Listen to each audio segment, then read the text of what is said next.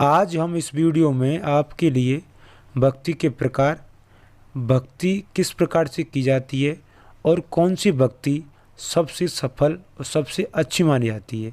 हालांकि प्रभु का नाम जितना भी लो, कैसे भी लो, सभी इस कलयुग में अच्छी होती हैं, पर किंतु आज के समय में कलयुग में हमारे दो ग्रंथों में भक्ति का उल्लेख किया गया है, जिनको हम सही और अच्छी तरीके से हम अपने जीवन में उतार सकते हैं।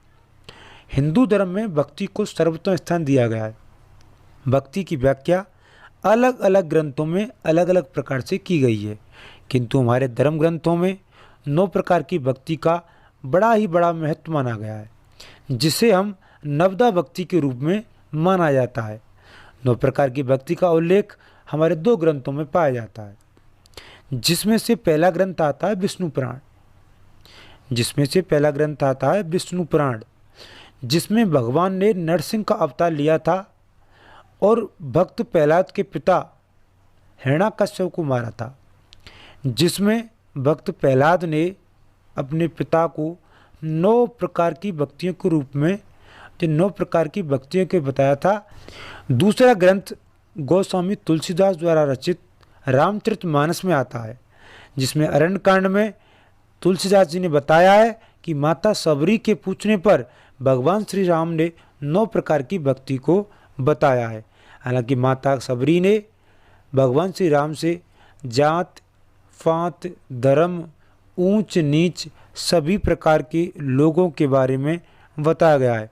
उसमें भगवान श्री राम ने 9 प्रकार के जो गुण पाए जाते हैं, उन सभी को छोड़कर जो मेरी इन 9 प्रकार की भक्तियों में से भक्ति करेगा, उसी को मैं श्रेष्ठ मानूंगा, ऐसा प्रभु श्री राम ने कहा था रामचरितमानस के अनुसार। गोस्वामी तुलसीदास जी ने 6 दोहों में इन 9 प्रकार की भक्तियों को बताया गया है। भक्त प्रहलाद ने इन 9 प्रकार की भक्तियों में से श्रवण, कीर्तन और स्मरण को सबसे श्रेष्ठ माना है, पर इन 3 भक्तियों में से भी श्रेष्ठ जो भक्ति भक्त प्रहलाद ने बताई है, उसे माना है श्रवण। श्रवण क्यों माना है?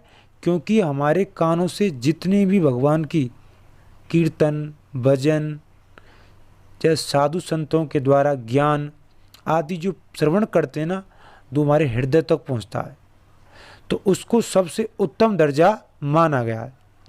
अलग अलग युग में 9 प्रकार के व्यक्ति हुए हैं, जिन्होंने अपनी अपनी भक्ति से अपनी पहचान बनाई है, जिसमें 9 प्रकार के व्यक्ति हुए हैं और अलग अलग युगों में।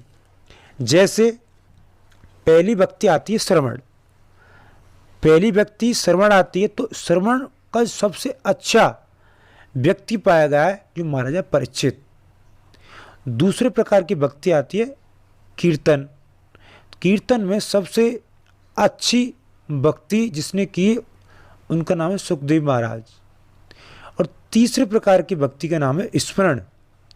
स्मरण मतलब मन ही मन प्रभु का ध्यान लगाना, जो आप देखा होगा भक्त प्रहलाद ने किया था। चौथे प्रकार की भक्ति में पाद सेवन मतलब चरणों को दबाना प्रभु के, जो साक्षात माता लक्ष्मी ने चरण प्रभु के दबाए थे। 5वें प्रकार की भक्ति आती है अर्चन। अर्चन पृथु नामक महाराज ने 5वें प्रकार की भक्ति अर्चन मतलब प्रभु के चरणों में प्रभु की सेवा के लिए, पूजा अर्चन के लिए सब कुछ प्रभु के चरणों में पूजा अर्चन के लिए चढ़ा देना। जो 6ठे प्रकार की भक्ति आती है, जिसमें बंधन, तो बंधन में आती है अक्रूर महाराज। अक्रूर महाराज ने प्रभु श्री कृष्ण के बहुत पात्र हुए हैं। 7वें प्रकार की भक्ति आती है दास। दास में हनुमान जी महाराज के अधिक कोई जीवन में दास बन ही नहीं सकता। और 8वें प्रकार की भक्ति आती है सखा। सखा तो आपने महाभारत में देखा ही है कि श्री कृष्ण का सखा अर्जुन ने भगवान श्री कृष्ण को अपने मित्र समझा था, और मित्र समझ के ही प्रभु के गुण गाता रहता, और जैसे प्रभु कहते ऐसे ही वो चलता रहता है, जो आपने गीता में भी सुना होगा। नवी और अंतिम प्रकार की भक्ति आती आत्मनिवेदन। आत्मनिवेदन में दैत्यराज बलि ने सब कुछ प्रभु के चरणों में अर्पण कर दिया था। क्योंकि चाहे श्रवण करो चाहे कीर्तन करो, इस कलयुग में ऐसा महान संतों से या महान पुरुषों से बताया गया है कि नाम लेने से ही सिर्फ भगवान की भक्ति मानी जाती है। कि आप कैसे भी नाम का उच्चारण कर लो, चाहे हरि नाम भजो चाहे श्रीमान नारायण भजो, कैसे भजो, पर इन 9 भक्तियों में से सभी भक्ति अच्छी हैं। हालांकि श्रवण में सबसे उच्च कोटि की भक्ति बताया गया है। अगर वीडियो हमारी अच्छी लगी हो तो लाइक और शेयर करें। धन्यवाद। आगे की वीडियो में फिर मिलते हैं। राधे राधे।